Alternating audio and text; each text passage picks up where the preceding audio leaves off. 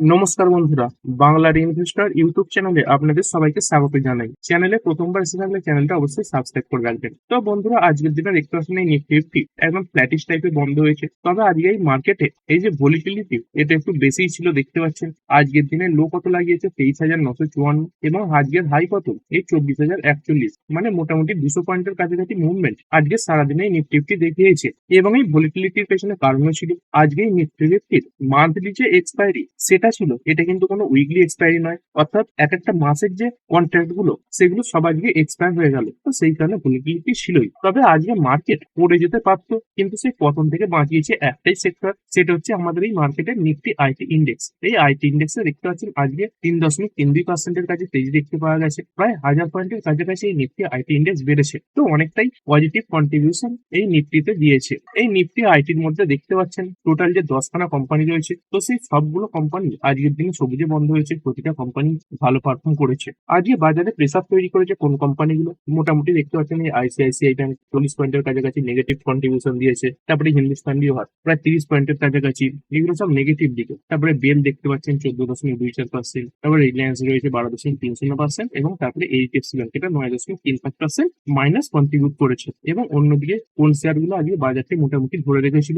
তাদের মধ্যে দেখতে পাচ্ছেন প্রথম যেটা সেটা হচ্ছে টিসিএস, এটা +22 পয়েন্ট কন্ট্রিবিউট করেছে। তারপরে ইনফোসিস প্রায় 20 পয়েন্টের কাছাকাছি কন্ট্রিবিউট করেছে। তারপরে দেখতে পাচ্ছেন ইটার্নালের নাম রয়েছে, এটা প্রায় 20 পয়েন্টের কাছাকাছি কন্ট্রিবিউট করেছে। তারপরে এই টাইটান প্রায় 10 পয়েন্টের কাছাকাছি, এবং তারপরে মাহিন্দ্রা অ্যান্ড মাহিন্দ্রা এটাও 8 পয়েন্টের কাছাকাছি কন্ট্রিবিউট করেছে। মানে মূলত দেখতে পাচ্ছেন যে দুটো শেয়ার এই নিফটিকে ধরে রেখেছিল সেই দুটোই আইটি সেক্টর থেকে বিলং করছে। একটা হচ্ছে টিসিএস এবং তারপর একটা হচ্ছে ইনফোসিস। আর এই আইটি সেক্টর ভালো পারফর্ম করার কারণ কি? কারণ গ্লোবাল মার্কেটে এআই রিলেটেড যে আইটি সেক্টর রয়েছে সেখানে পতন দেখতে পাওয়া গেছে। আর এআই রিলেটেড সেক্টরে পতন মানে আমাদের ইন্ডিয়াতে যে আইটি কোম্পানিগুলো রয়েছে সেখানে তেজি আসে। যেমন দেখতে পাচ্ছেন এই তাইওয়ানের একটা মার্কেট টাইপস, এটা আজকের দিনে 4.65% ক্র্যাশ করে গেছে। তারপরে জাপানের মার্কেট নিকটে দেখুন প্রায় 4%-এর কাছাকাছি পড়া। এবং তারপরে কোসপি সাউথ কোরিয়ান মার্কেট, এটাও দেখতে পাচ্ছেন 10.84% পড়েছে। মানে এআই রিলেটেড সেক্টরে পতন আসার কারণে নর্মাল যে আইটি মার্কেট রয়েছে ইন্ডিয়ান মার্কেট, সেখানে কিন্তু আজকের দিনে ভালো বাইং এসেছে। এরপরে ছিলেন বিভিন্ন ইন্ডাইসেস গুলো, দেখুন নিফটি ফিফটি একদম ফ্ল্যাট দেখতে পাচ্ছেন। নেক্সট ফিফটি 0.70% পড়া, Nifty bank 0.58% down, financial service 0.39% পড়েছে, মিড ক্যাপ সিলেক্ট 0.22% পড়া। এরপরে যদি দেখি নিফটি 100, 200, 500 এগুলো তো সবই দেখতে পাচ্ছেন কিছুটা কিছুটা লাল নিশানে ছিল। যেমন মিড ক্যাপ ফিফটি 0.22% বাড়া, মিড ক্যাপ 100 0.08% বেড়েছে। আর এরপরে small cap index, small cap 100 সামান্য লালে বন্ধ হয়েছে, এবং এই স্মল ক্যাপ 50 এটা কিছুটা পজিটিভে বন্ধ হয়েছে। মানে সেরকম বড় মুভমেন্ট কিন্তু এই ইন্ডেক্স ওয়াইজ ছিল না। এরপরে চলুন ওভারঅল মার্কেট ব্রেক দেখে নিই। ওভারঅল মার্কেট ব্রেক আজকে নেগেটিভ দিকেই ছিল। এই 3,457 স্টক যেগুলো আজকে এনএসসি তে ট্রেড হয়েছে, এখানে বাড়া শেয়ারের সংখ্যা দেখতে পাচ্ছেন 1160 খানা, এবং কতগুলো শেয়ার পড়েছে এই 2133 খানা শেয়ার লাল নিশানে বন্ধ হয়ে গেছে। দেখতে পাচ্ছেন প্রায় একটা বাড়া শেয়ারের সামনে দুটোর কাছাকাছি পড়া শেয়ার ছিল। আর এরপরে জন্য সেক্টর, অটো সেক্টর মোটামুটি ভালো পারফর্ম করে দিয়েছে, 0.69% বেড়েছে। তার ফাইন্যান্সিয়াল সার্ভিস 0.38% ডাউন, এফএমসিজি 1.38% পড়েছে, আইটি 3%-এর উপরে বেড়েছে, মিডিয়া 0.34% ক্র্যাশ করেছে, মেটাল 0.4% পড়া, ফার্মা 0.20% বেড়েছে, পিএসইউ ব্যাংক 1%-এর কাছাকাছি পড়েছে, প্রাইভেট ব্যাংক 0.40% পড়েছে। এরপরে নিফটি রিয়েলটি 2.61% বাড়া, হেলথ কেয়ার ইন্ডেক্স 0.18% বেড়েছে, কনজিউমার ডিউরেবল সেটাও 1%-এর উপরে বাড়া, অয়েল অ্যান্ড গ্যাস কিছুটা লালে বন্ধ হয়েছে।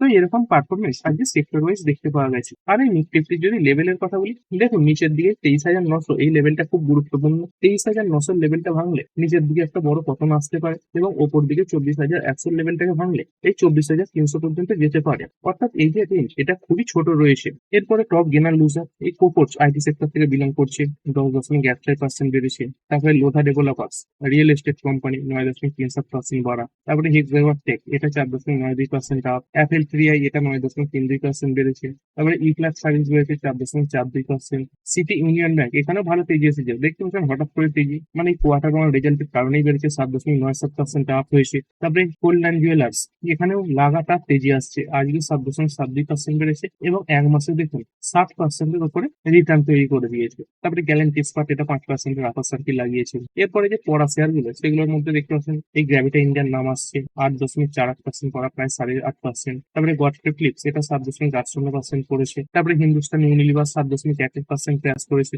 যদি হিন্দুস্তান ইউনিলিভারের কথা বলি, এই কোম্পানিটার রেজাল্টের কারণে পড়েছে। দেখতে পাচ্ছেন এখানে কোম্পানির যে নেট প্রফিট সেটা 4% পড়ে গেছে এবং সেই কারণে এই শেয়ারটা পড়েছে।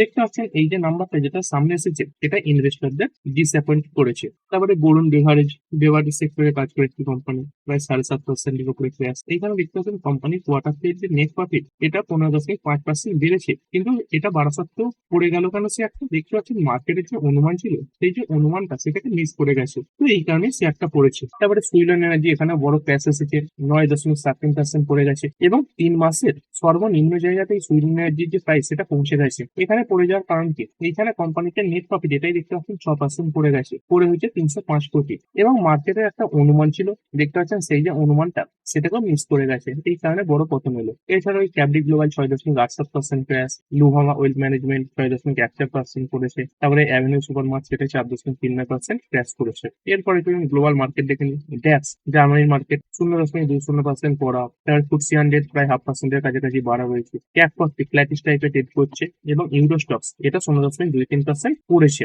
এরপরে এশিয়ান মার্কেট গুলো দেখতেই পেলেন পড়েছে, এই নিফটি 3.83% পড়া, সাংহাই 1.18% পড়েছে, হ্যাংসাং এটা কিছুটা ভালো পারফর্ম করেছে এবং কোস্পি সাউথ কোরিয়ার মার্কেট এটা তো 10.84% পড়ে গেছে। অর্থাৎ এশিয়ান মার্কেটে আজকে কিন্তু একটা ভালোই প্রেসার ছিল, সেই হিসেবে আমাদের ইন্ডিয়ান মার্কেটে কিন্তু প্রেসার আসেনি। এরপরে ক্রুড অয়েল এটা কেমন কি মুভমেন্ট দেখাচ্ছে? এই ক্রুড অয়েলের প্রাইস এই উইকেন্ডেই তো $100 ছাপিয়ে গিয়েছিল, তো সেইখান থেকে দেখতে পাচ্ছেন কিছু পজিটিভ কথাবার্তার কারণে এই ক্রুড অয়েলের প্রাইসে পতন আসছে, যেটা আমাদের ইন্ডিয়ান মার্কেটের জন্য ভালো, শেয়ার মার্কেটের জন্য ভালো। দেখতে পাচ্ছেন সেই $100 কাছ থেকে ব্রেন্ট ক্রুড এখন এই $86 কাছাকাছি চলে এসেছে। কি কারণে এসেছে? দেখতে পাচ্ছেন crude oil futures fall on Trump's good talks comment on Iran. তো ডোনাল্ড ট্রাম্প এই ইরানের ব্যাপারে এটাই বলেছেন যে ইরানের সঙ্গে ভালো একটা কথাবার্তা চলছে। Oil price fall 5% crude pool as US Iran was fuel hopes of diplomatic breakthrough, অর্থাৎ ডিপ্লোম্যাটিক ভাবে এই যে আলোচনা সেটা হতে পারে এবং এই আশাতেই অয়েল প্রাইস পড়েছে। তবে ইরান তাদের দিক থেকে এটা বলছে আমেরিকা বর্তমানে এই যুদ্ধ করাটা বন্ধ করেছে, কারণ তাদের কাছে এই যে স্টক পাইলস রয়েছে মানে এই যে মিসাইল ছুঁড়ছে তার সংখ্যা কমে গেছে। অন্যদিকে দেখতে পাচ্ছেন এই আমেরিকা তারা এই যে ব্যাপারটা মানে স্টক পাইল কমে যাওয়ার যে ব্যাপারটা সেটাকে ডিসমিস করে দিয়েছে। মানে ইরান বলছে এখন আমেরিকার কাছে মিসাইল নেই বলে বন্ধ করেছে, যখন আবার তারা মিসাইল তৈরি করে ফেলবে তারা আবার অ্যাটাক করতে পারে। তো এই ছিল বর্তমান যুদ্ধের হাল। এরপরে গোল্ড সিলভার এখানে কেমন কি মুভমেন্ট রয়েছে?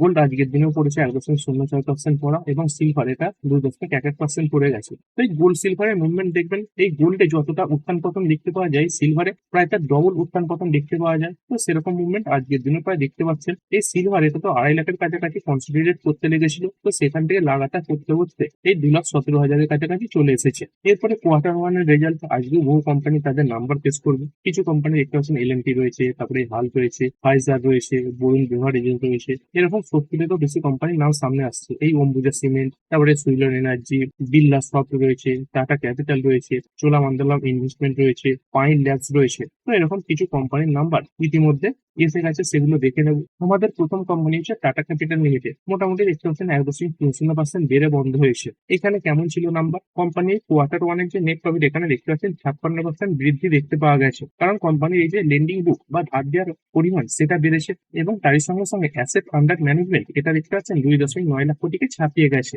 নাম্বার যথেষ্ট ভালো। তারপরে সেম ইন্ডিয়া প্রজেক্ট লিমিটেড দেখতে পাচ্ছেন লোয়ার সার্কিটে চলছিল এবং নাম্বার আসার পরে সেই লোয়ার সার্কিট তো ব্রেক করেছে এবং একটা ভালো তেজি দেখিয়ে দিয়েছে। এই অল্প সময় দেখতে পাচ্ছেন মোটামুটি প্রায় 6%-এর কাছাকাছি বেড়েছে। এইখানে কেমন নাম্বার? মোটামুটি ভালো, সেলসে 6% বৃদ্ধি, 2576 কোটি থেকে বেড়ে 721 কোটি এবং নেট প্রফিট এটাই 137 কোটি ছিল, এখান থেকে 3% বেড়ে হয়েছে 141 কোটি। তারপরে কোম্পানি পাইন ল্যাবস লিমিটেড এটা 3.60% আজকের দিনে বেড়েছে। এটাও দেখতে পাচ্ছেন প্রায় একটা নিউট্রাল টাইপের ট্রেড করছিল, কখনো লালে চলছিল কখনো সবুজ চলছিল, কিন্তু এই শেষের দিকে একটা তেজি এসেছে। এইখানে কেমন নাম্বার? এখানে সেলসে 20% বৃদ্ধি দেখতে পাওয়া গেছে, 616 কোটি থেকে বেড়েছে 737 কোটি এবং নেট প্রফিট এটা 4.57 কোটি থেকে বেড়েছে 19.6 কোটি। সব জায়গাতেই বৃদ্ধি। তারপরে চোলামণ্ডলম ইনভেস্টমেন্ট অ্যান্ড টিনকো লিমিটেড নাম্বার আসার পরে একটা শার্প কারেকশন দেখিয়েছিল, দেখতে পাচ্ছেন প্রায় 5%-এর উপরে পড়ে গিয়েছিল, আবার সেই বোতম থেকে মোটামুটি 4%-এর কাছাকাছি রিকভারি এসেছে। এইখানে কেমন নাম্বার? সেলসে 22% বৃদ্ধি, 7,267 কোটি থেকে বেড়েছে 8,856 কোটি এবং নেট প্রফিট এটা 1,138 কোটি থেকে বেড়ে হয়েছে 1,656 কোটি। তো এখানে মোটামুটি ভালোই বৃদ্ধি দেখতে পাওয়া গেছে। তারপরে দারিকের সুগার ইন্ডাস্ট্রিজ লিমিটেড এখানে কেমন নাম্বার এলো চলুন দেখে নিই। দেখতে পাচ্ছেন নাম্বারের পরে এখানেও শার্প কারেকশন এসেছিল, তারপরে তেজি ফিরেছে। এখানে সেলসে 12% পতন, 405 কোটি থেকে পড়েছে 358 কোটি। তারপরে নেট প্রফিট এটাও পড়েছে 9.38 কোটি ছিল, সেখান থেকে দেখতে পাচ্ছেন পার্সেন্ট, এটা বেড়েছে 25.7। তো এটা ভালো না খারাপ? দেখতে পাচ্ছেন মাইনাসে রয়েছে, মানে কি কোম্পানি লসে ছিল, তো সেই লসের যে পরিমাণ সেটা বেড়ে গেছে, তো এটা অবশ্যই কোম্পানির জন্য খারাপ, মানে নাম্বার খারাপের দিকে এসেছে। তারপরে সিটি ইউনিয়ন ব্যাংক দেখতে পাচ্ছেন নাম্বারের পরে কেমন একটা শার্প এগিয়ে এসেছে, প্রায় 8%-এর কাছাকাছি অল্প কিছুক্ষণ সময় বেড়েছে। এখানে কেমন নাম্বার, এখানে সেলসে 24% বৃদ্ধি, 1605 কোটি থেকে বেড়ে 1985 কোটি, এবং নেট প্রফিট 306 কোটি থেকে বেড়েছে 383 কোটি। এছাড়াও দেখতে পাচ্ছেন এই ব্যাংকের যে গ্রস এনপিএ রয়েছে সেটা কমেছে 1.73%, এবং নেট এনপিএ এটাও দেখতে পাচ্ছেন পড়েছে 0.64%, এগুলো পজিটিভ। এই যে পড়ে যাওয়াটা, এবং এই সঙ্গে সঙ্গে দেখতে পাচ্ছেন নেট ইন্টারেস্ট ইনকাম এটা বেড়েছে, এবং এই যে অ্যাসেট কোয়ালিটি এটা ইমপ্রুভ হয়েছে। তো সবকিছুই মোটামুটি ভালোই ছিল। তারপরে এই অম্বুজা সিমেন্ট লিমিটেড, এইখানে কেমন নাম্বার, এইখানে নাম্বার মোটামুটি খারাপ, সেলসে 8% পতন, 10,289 কোটি থেকে পড়েছে 9,500 কোটি, এবং নেট প্রফিট 1,031 কোটি ছিল, এখান থেকে পড়ে 607 কোটি হয়েছে। এবং কোয়ার্টারলিও দেখতে পাচ্ছেন এই নাম্বারগুলো খারাপের দিকেই মোটামুটি এসেছে, তো নাম্বার খারাপের দিকে এসেছে বলুন। আর এই কোয়ার্টারলি রেজাল্টের দিক থেকে শেষ কোম্পানি হচ্ছে রেডিকো খৈতান লিমিটেড, নাম্বারের পর একটা শার্প তেজি এসেছে, দেখতে পাচ্ছেন টোটাল 4.71% বেড়েছে। এখানে কেমন নাম্বার, এখানে সেলস 12% বাড়া, 1506 কোটি থেকে বেড়ে 1684 কোটি, এবং নেট প্রফিট এটা 131 কোটি থেকে বেড়েছে 230 কোটি, এবং কোয়ার্টারলিও যদি দেখেন কোয়ার্টারলিও ইমপ্রুভমেন্ট এখানে পরিষ্কারভাবে বুঝতে পারা যাচ্ছে, তো নাম্বার ভালোই। আর ভিডিও শেষে নিফটি 50 দেখে নেবো, নিফটি 50 টপ গেনার লুজার দেখে নেবো।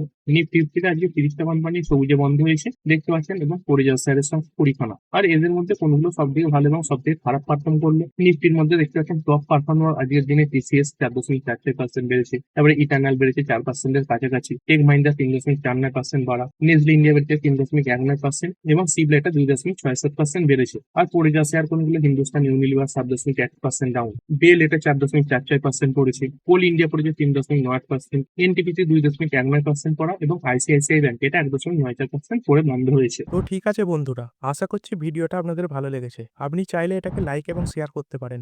আর শেয়ার মার্কেট সংক্রান্ত ডেইলি নিউজ আপডেট পেতে চ্যানেলটা সাবস্ক্রাইব করে রাখবেন, এবং পাশে থাকা বেল আইকনটি টিপে অল অবশ্যই সিলেক্ট করে রাখবেন, যাতে পরবর্তী ভিডিওর নোটিফিকেশন আপনার কাছে সময় মতো পৌঁছে যায়। আর হ্যাঁ, ভিডিওটি শুধুমাত্র ইনফরমেশন এবং এডুকেশনাল পারপাসের জন্য বানানো হয়েছে। আমি সেবি রেজিস্টার্ড নই, তাই কোনো প্রকার শেয়ারে কোনো প্রকার বাই, সেল, হোল্ড বা অ্যাভারেজ করার কোনো সিদ্ধান্ত নেওয়ার আগে আপনার যে ফাইন্যান্সিয়াল অ্যাডভাইজার আছে তার সঙ্গে অবশ্যই আলোচনা করবেন। দেখা হচ্ছে পরের ভিডিওতে। ধন্যবাদ।